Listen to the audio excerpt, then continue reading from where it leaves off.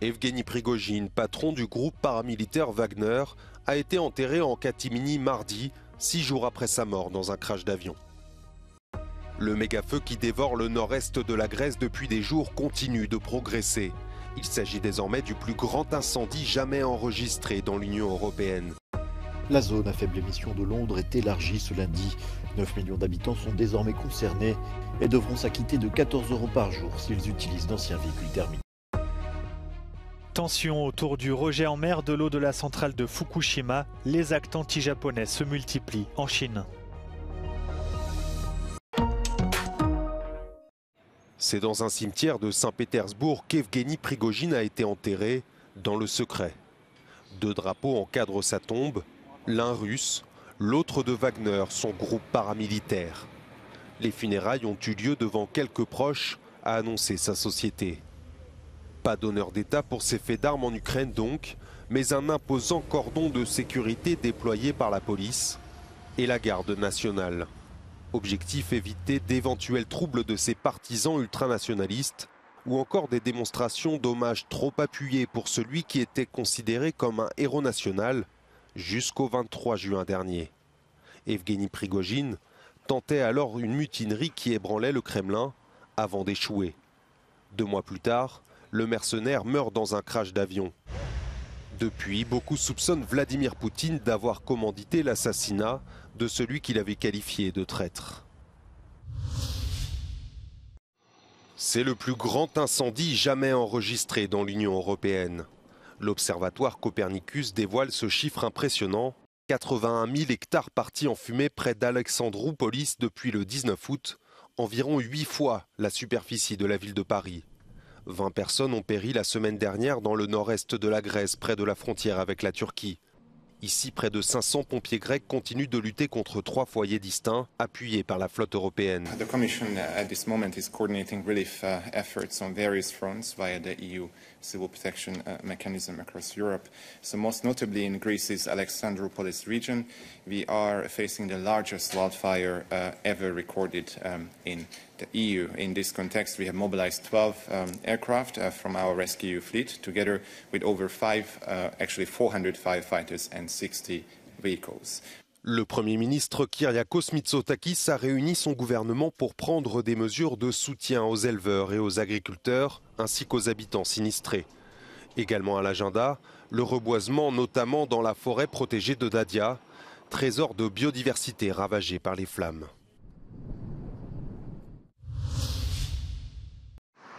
Une mesure qui va dans le sens de l'histoire pour certains, un coup très dur porté au pouvoir d'achat des Londoniens pour d'autres. Ce lundi, la zone ultra basse émission de la capitale britannique a été étendue à l'ensemble du Grand Londres. 9 millions d'habitants seront désormais concernés et devront s'acquitter d'une taxe quotidienne pour emprunter leur voiture thermique. For too long, the poorest Londoners have been impacted by mass car dominance, where cars have been put right at the very top of policy infrastructure. And this is a way of starting to roll back. We know by 2030 we need to reduce our car use by at least 25%. And ULEZ is just one small step to help us get there. So going forward, I'm not earning any money to be able to pay the charges to be able to go to uni. I will not be able to go to work because of the ULEZ charges. I will not be able to travel to my doctors at Brompton Hospital because immediately as soon as I leave my house I have to spend £12.50 for ULEZ and another 15 for congestion charge. À 14 € par jour, le budget risque d'être conséquent pour une bonne partie des Londoniens, dans une ville où les transports en commun comptent déjà parmi les plus chers d'Europe.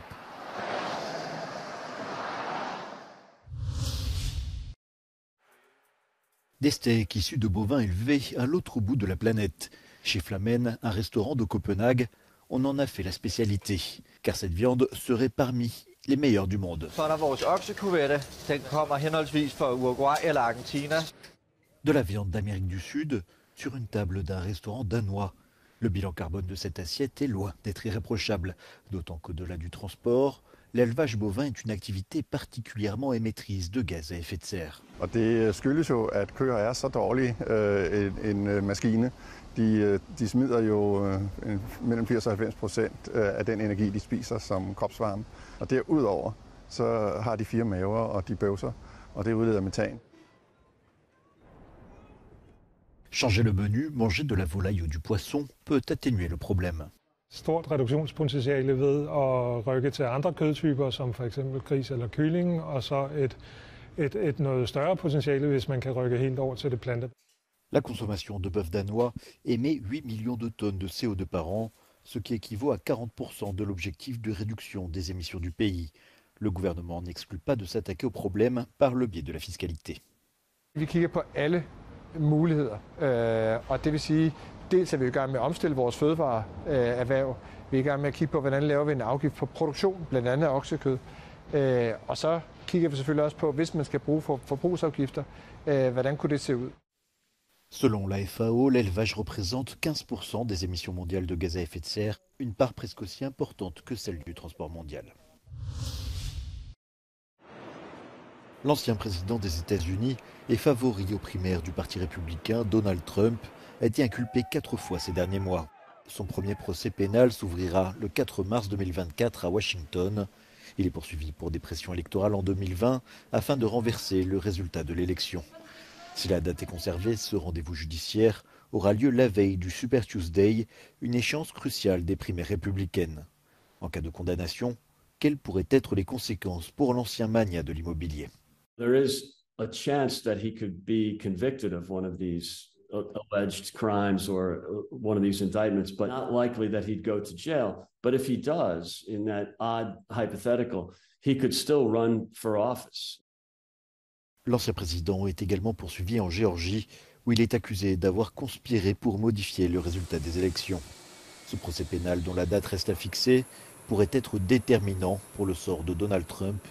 Tout repose sur la distinction entre les crimes fédéraux et les crimes d'État. He cannot pardon himself over a state charge. Legal experts don't think he can pardon himself over a federal case, but they're still debating that. There's no question that he has no power over the states to do that. So Trump, in other words, can't manipulate the legal process in Georgia using presidential executive power, which is why the fact that he faces hundreds of years in prison on these 13 felony charges in some ways is more serious than the hundreds of years that he faces in the 3 other indictments. L'agenda de Trump pour 2024 est rempli de rendez-vous judiciaires, tant au pénal qu'au civil. Mais malgré les accusations qui pèsent sur lui et qu'il nie toutes, l'ancien président reste, selon les sondages, le candidat ultra favori des électeurs républicains. Yes, he can run for president, but could he actually go into the White House for a second term if he was elected? That, like so many things with Donald Trump, is unprecedented territory. Un tribunal pakistanais a suspendu mardi la condamnation de l'ancien Premier ministre Imran Khan. Le 5 août dernier, il avait été condamné à 3 années de prison pour corruption, mettant fin à ses espoirs de reconquête du pouvoir. Malgré cette nouvelle décision judiciaire, Imran Khan risque de ne pas rester libre très longtemps selon ses avocats. Il est en effet encore poursuivi dans plus de 200 affaires. Ancienne star de cricket et homme politique le plus populaire du Pakistan, il accuse l'armée de chercher à le chasser du pouvoir et à l'empêcher de se présenter aux prochaines élections. Tension entre Tokyo et Pékin depuis le début du rejet en mer de l'eau de la centrale de Fukushima. Malgré des premiers tests de radioactivité rassurants, la Chine maintient la suspension des importations de tous les produits de la mer provenant du Japon. Ces derniers jours, l'ambassade du Japon ainsi que des écoles nippones ont été visées par des jets de pierre en Chine.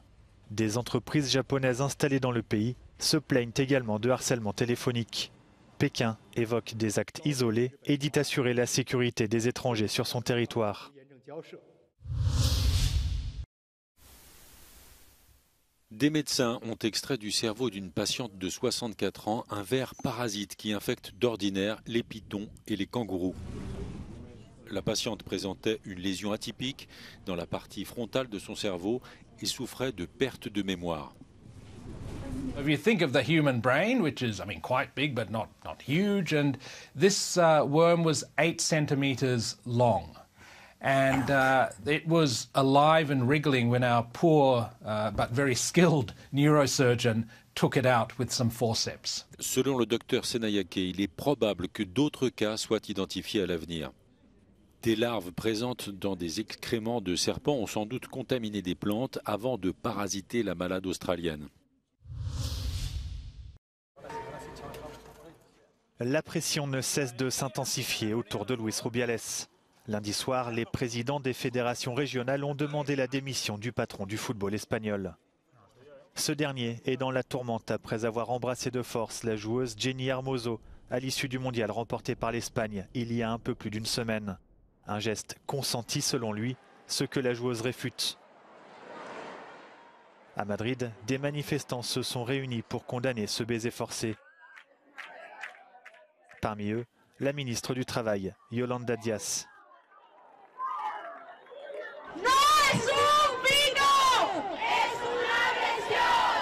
Exigimos la renovación de los órganos deportivos para que se acomoden a la realidad de nuestros tiempos, para que tengamos políticas igualitarias y feministas y sobre todo estamos trabajando para que nunca más volvamos a ver lo que vimos con Jenny Hermoso. Por tanto, todo el cariño a Jenny. Se acabó, se acabó colectivo y nuestro país es mejor que todo lo que hemos visto estos días. Para apoyar a nuestras campeonas, apoyarlas por su hazaña futbolística, en primer lugar, y por su hazaña de enfrentarse a los abusos machistas. Porque, bueno, esto que ha pasado con Jenny no simplemente es como un hecho aislado, es algo que vivimos en muchos deportes y las mujeres en la vida en general. Entonces, para mí el apoyo era muy importante. Luis Rubiales est désormais visé par une enquête préliminaire pour agression sexuelle. La FIFA l'a suspendu de ses fonctions.